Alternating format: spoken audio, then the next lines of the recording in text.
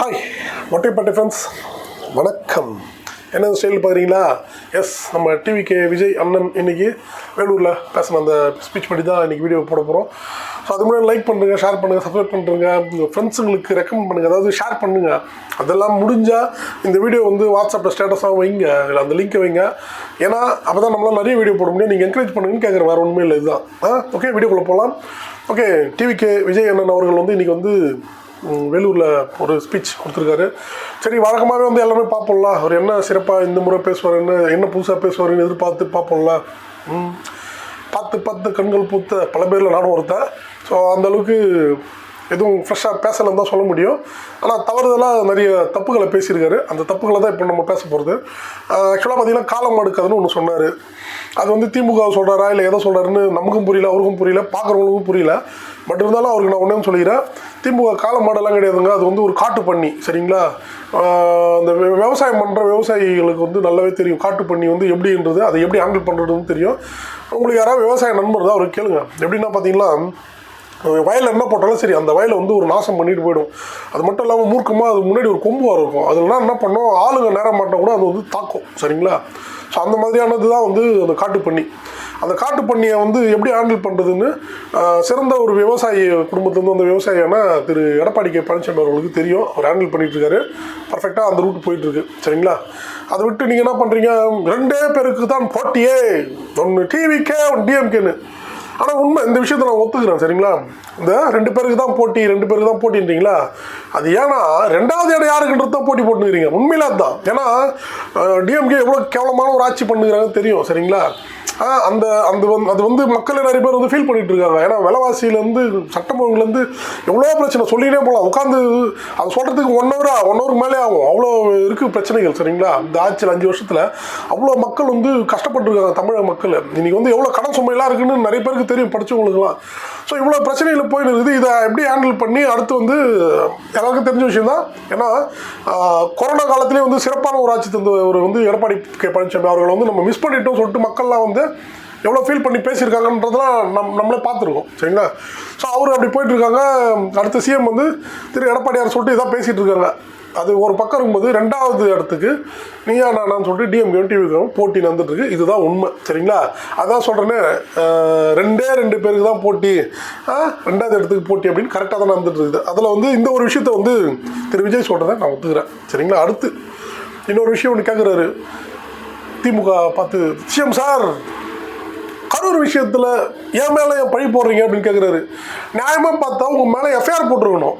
தமிழக அரசு நியாயமாக பார்த்தா உடனடியாக எஃப்ஐஆர் போட்டுருக்கணும். அவங்க போடாது தப்பு, சரிங்களா? ஏன்னா அந்த டைமில் வந்து திரு எடப்பாடியார் அவர்கள் வந்து பாதிக்கப்பட்டவர்கள், அது மட்டும் இல்லாமல் அந்த இமீடியட் ஸ்பாட்டுக்கு வந்துட்டு எல்லாருக்குமே சப்போர்ட் பண்ணி பேசினார். ஏன்னா வந்து ஒரு விஷயம் பாதிப்பாயிடுச்சுன்னா அங்கே உடனே பெண் அரசியல் செய்யக்கூடாது, சரிங்களா? அதை வந்து உங்களுக்கு ஆதரவாகவும் இது பண்ணி பார்த்து உங்களுக்கு அட்வைஸும் பண்ணார்.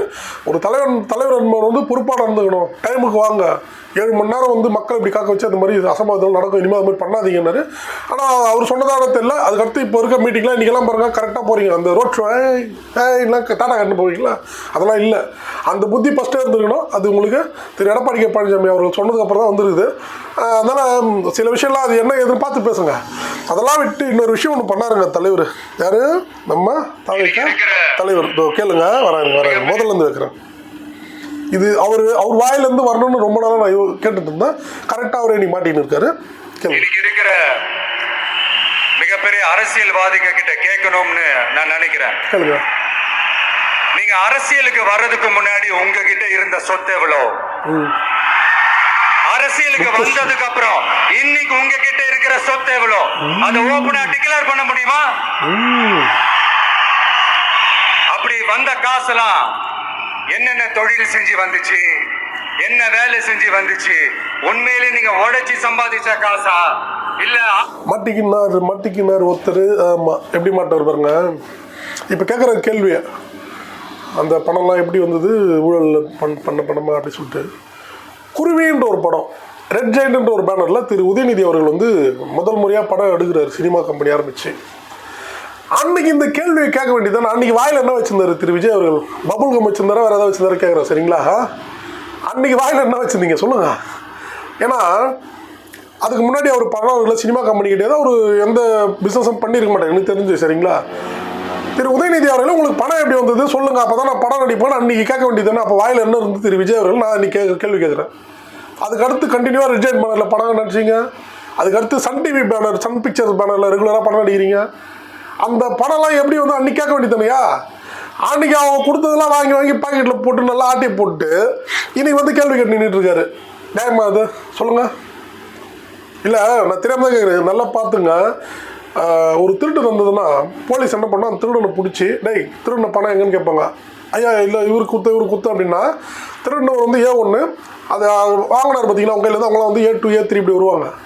ஸோ அந்த மாதிரி திமுக திருட்டு பணத்தில் தான் பணம் எடுத்தாங்கன்னு இவர் தான் சொல்கிறாருங்க, ஊழல் பண்ணி பணம் சம்பாதிச்சிருக்காருன்னு. அந்த பணத்தை வாங்கின இவர் A2ங்க. நியாயமாக இவர் வந்து டிஎம்கே கொள்ளை அடிச்சதுக்கு இவர் A2.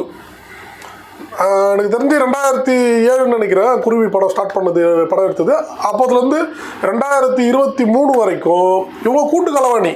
இவங்களுக்குள்ள வந்து சில அந்த ரெட் ஜெயிண்ட் வந்து ரொம்ப அதிகார பிரச்சனையால தான் இவர் வந்து போடான்னு சொல்லிட்டு கட்சி ஆரம்பிச்சு வந்துட்டாரு. இது இல்லைன்னு வச்சுக்கலாம் இப்போவும் வந்து அடுத்து சன் பிக்சர் இன்மனிதியோட இப்போ ஒரு படம் வச்சுன்னு இருக்கணும்.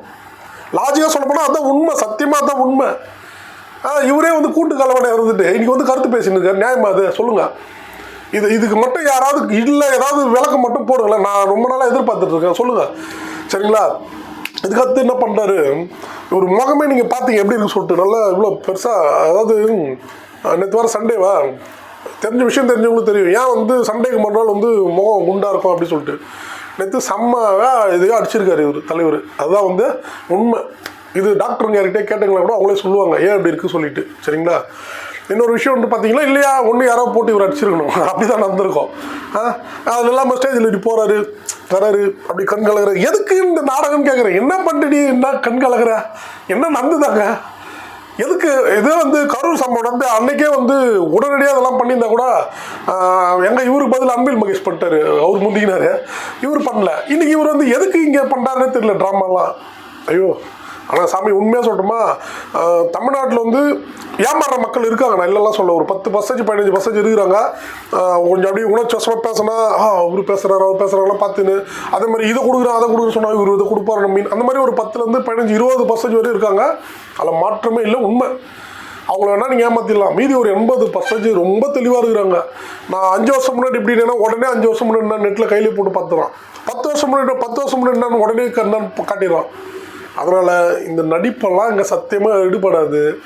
அதாவது ஒன்று சொல்லலாம், தமிழில் ஒரு பழமொழி நுணலும் தன் வாயால் கெடும் சொல்லிட்டு ஒரு பழமொழி இருக்குது. அந்த மாதிரி கண்டிப்பாக ஒரு வாயில் சத்தியமாக கெட போகிறாருங்க. ஏன்னா உங்களுக்கே தெரியும் இதுக்கு முன்னாடி வந்து நடிகர்கள் வந்து கட்சி ஆரம்பித்து எந்த மாதிரி இருந்தாங்கன்னு சொல்லிட்டு புரட்சித் தலைவர் எம்ஜிஆர்லாம் அவர் புனிதர். ஏன்னா அதனால தான் வந்து அவர் கட்சி ஆரம்பித்து அவர் இறக்குற வரைக்குமே அவர் சிஎம் கண்டினியூவாக அவர் தோக்க வரைக்கும் யாராலையும் முடியல. ஆனால் ஒன்றா சொல்லுவாங்க திரு கருணாநிதி அவர்கள் பயங்கரமான வித்தகர் சொல்லிட்டு அவராலே அவர் தோக்கடிக்க முடியல, அதான் உண்மை சரிங்களா? ஸோ அவர் விட்டு அடுத்ததான் வந்து பார்த்தீங்கன்னா திரு சிவாஜி கணேசன் ஐயா அவரும் வந்து அவரோட மறைவுக்கு அப்புறம் அந்த கட்சி யாரும் சரியாக மெயின்டைன் பண்ண முடியல. அவர் எம்பியெல்லாம் இருந்திருக்காரு, உங்களுக்கே தெரியும். அதுக்கடுத்து வந்து பார்த்தீங்கன்னா நிறைய நடிகர் ஆரம்பித்தார். திரு விஜயகாந்த் அவர்கள் வந்து கட்சி ஆரம்பித்தார். அவரும் வந்து பார்த்தீங்கன்னா கட்சி ஆரம்பிக்கிறதுக்கு முன்னாடி என்ன மாதிரி செயல்பாடுகள் பண்ணார், சினிமாவெல்லாம் பார்த்தீங்கன்னா ஒரு எல்லாமே வந்து கருத்தான படமாக தான் இருக்கும். அதாவது பார்த்தீங்கன்னா நாட்டுக்காக தேசத்துக்காக இல்லை நார்மலாக ஒரு வில்லேஜ் சப்ஜெக்ட் நடித்தா கூட சரி அங்கே இருக்க மக்களுக்காக தான் வந்து அவர் பண்ணுற மாதிரி அட்வைஸாக தான் இருக்கும். அவர் வந்து ஃபுல்லாக தண்ணியை இது அப்படிலாம் வந்து அதாவது ஆரம்ப காலத்தில் பண்ணியிருக்கலாம். ஆனால் வந்து இவர் என்னைக்கு கதையை சூஸ் பண்ணுற அளவுக்கு ஒரு ஸ்டாராக வந்துட்டாரோ அப்போ வந்து பார்த்தீங்கன்னா மக்களுக்காகவே வந்து நிறைய கருத்தாக தான் பண்ணார்.